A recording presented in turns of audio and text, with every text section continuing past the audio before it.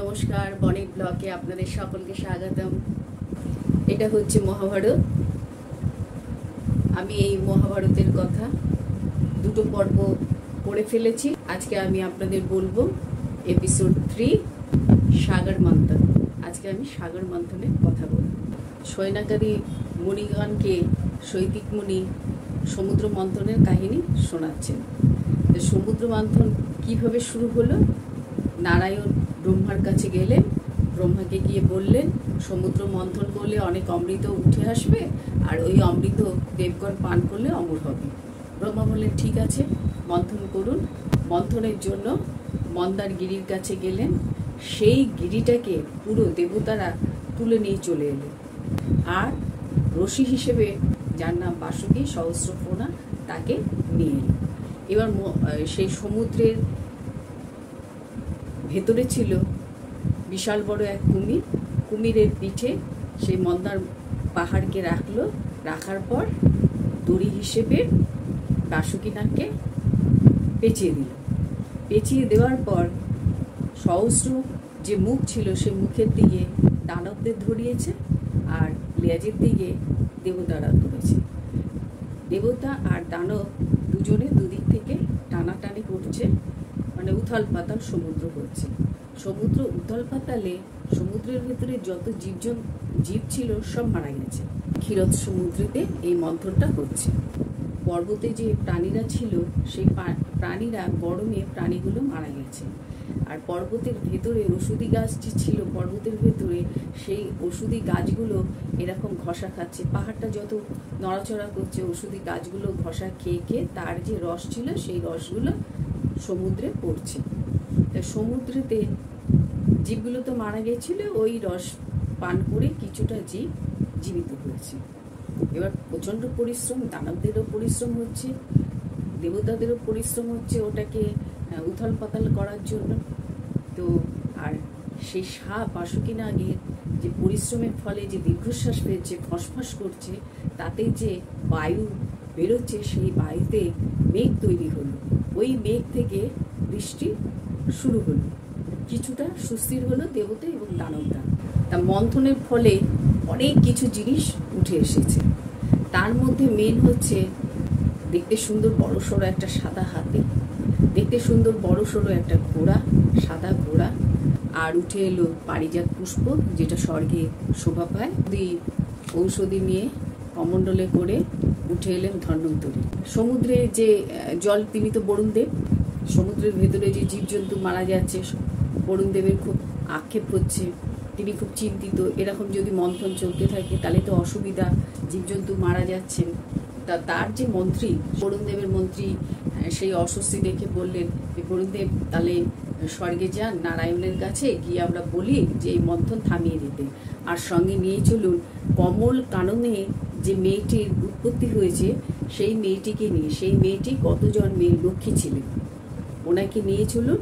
এই লক্ষ্মী হারা নারায়ণ এর জন্য এই সমুদ্র মন্থনটা করছেন, লক্ষ্মীকে পাওয়ার জন্য। তো এই লক্ষ্মীকে নিয়ে গেলে নারায়ণ তুষ্ট হবে আর এই মন্থন থামিয়ে দেবে। লক্ষ্মীকে, নিজেকে, নিজের পরিবারকে বরুণদেব সুসজ্জিত করে চললেন নারায়ণের কাছে বৈকুণ্ঠ লোকে। নারায়ণকে গিয়ে লক্ষ্মী দেবীকে ভেট করলেন, সাক্ষাৎ করাতে নারায়ণ খুব খুশি। এতদিন বৈকুণ্ঠ লক্ষ্মী ছাড়া ছিল, স্বর্গ পুরো লক্ষ্মী ছাড়া ছিল, সেই কারণে নারায়ণ এই সমুদ্র মন্থন করেছিলেন। তার কারণ হচ্ছে লক্ষ্মীকে লক্ষ্মী অভিশাপে এই সমুদ্রের পক্ষে চলে গিয়েছে। দুর্বাসা মণির গলায় পারিজাত ফুলের মালা ছিল। তা ইন্দ্রকে ভালোবেসে দুর্বাসা মণি তার গলা থেকে পারিজাতের মালাটা ইন্দ্রকে পরিয়ে দেয়।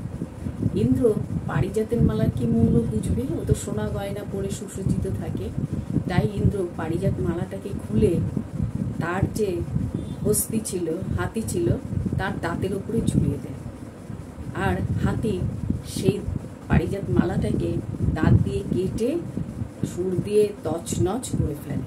ওই দেখে দুর্বাসা মুনি এত রেগে গেলেন, তখন ইন্দ্রকে শাপ দিলেন তুমি লক্ষ্মী ছাড়া হবে। তখন এই স্বর্গ থেকে লক্ষ্মী দেবী সমুদ্রের গহ্বরে চলে গেলেন। সেই লক্ষ্মীকে খোঁজার জন্য নারায়ণ এই সমুদ্র মন্থন করলেন। সমুদ্র মন্থন শেষ, নারদ গেলেন কৈলাসে। কৈলাসে গিয়ে দেখেন প্রভু মহাদেব ধ্যানমগ্ন। মহাদেব ধ্যানমগ্ন দেখে মাতা পার্বতীকে বললেন যে প্রভুকে নিমন্ত্রণ করেনি। প্রভুকেও বলছে প্রভু আপনাকে নিমন্ত্রণ করেনি, আপনাকে বলেনি, না বলে সমুদ্র মন্থন দুবার করেছে। একবার কিছু পায়নি, দুবারে অনেক কিছু পেয়েছে, নিজেরা ভাগ বটরা করে নিয়েছে।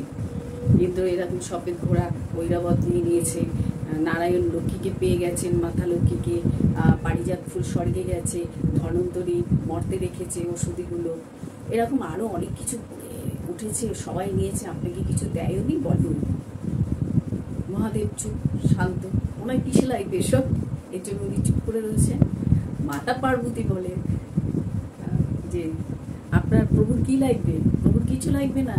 ভস্য, রুদ্রাক্ষের মালা, সাপ পেঁচিয়ে গলার মধ্যে বসে থাকে, যে ফুল কোনো দেবতার লাগে না সেইগুলো ওনার পুজোয় লাগে, উনি এতেই খুশি। এই যে বলেছেন, এই বলার পর মহাদেব রেগে গেছে।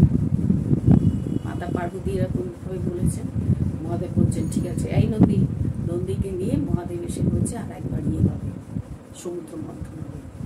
তখন বাসুকী নাগ, মন্দার পর্বত, বরুণদেব বলছে প্রভু রক্ষা করুন, আমরা সবাই ক্লান্ত, আমরা এই মন্থন করতে পারবো না। দেবতারা অসুররা সবাই বলতে শুরু করলেন।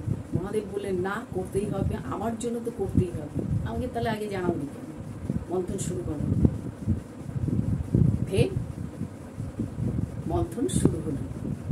মন্থন শুরু হওয়ার পর বাসুকী নাগিরা দম দিল, কিন্তু পেঁচিয়ে এরকম ভাবে টানা হিস্তা করছে না, পেঁচিয়ে নিয়েছে। বাসুকী নাগ তখন বিষ উপড়ে দিয়েছে, সহস্র মুখ থেকে, সহস্র ফোনা থেকে ওর বিষ গিয়ে সমুদ্রে পড়েছে।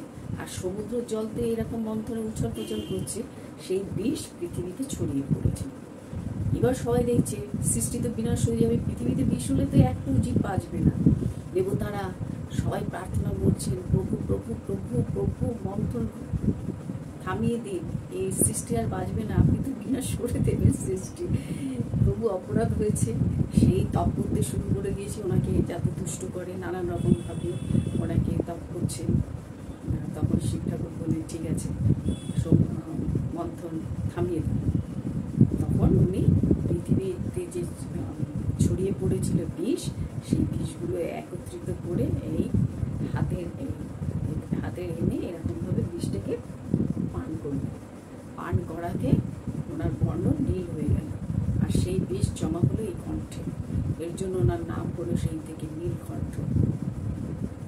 শিবের 8টা নাম, 108টা নাম শিব ঠাকুরের, তার মধ্যে একটা নাম হচ্ছে নীলকণ্ঠ।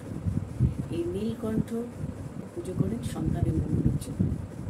সমুদ্র মন্থনের কাহিনীটা আমি ছোট করে আপনাদের ব্যাখ্যা করলাম।